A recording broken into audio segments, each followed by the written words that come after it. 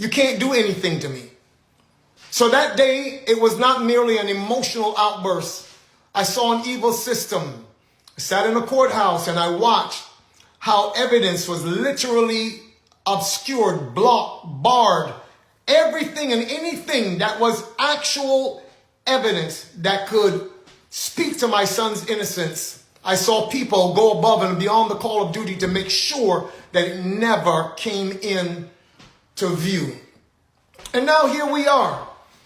And it's interesting because I'm seeing that the people are really not as stupid as many would like to think that they are. Because I've seen that people have actually looked at all of it and say, nah, something's wrong.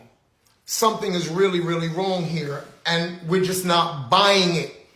So as soon as certain folks saw that the narrative was not going in the direction that they wanted it to go, as soon as they saw that, in fact, it was not how they thought it was supposed to have thrust certain people further into the stratosphere of superstardom while using my son as a sacrificial lamb to make that happen, because that's been the narrative for 2.5 years. That's been the narrative.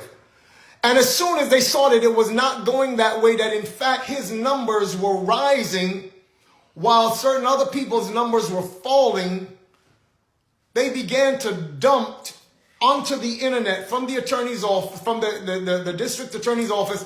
They began to dump things that were supposed to have been evidence in a trial as though the guilty verdict was not enough. Then you had persons like this lady, what's her name? This journalist, Megan Cuniff. This woman actually went on and said that she saw my wife and I giving transcripts or leaking information to certain journalists to put out on the internet. Wait. Stop for a second. Number one, why would the district attorney's office give us things to put out on the internet to make my son look even worse?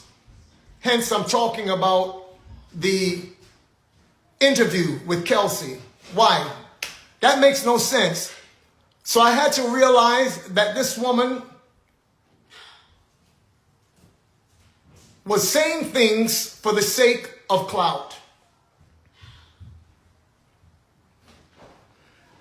Moving right along, here we are today. Long time ago, I made a decision before God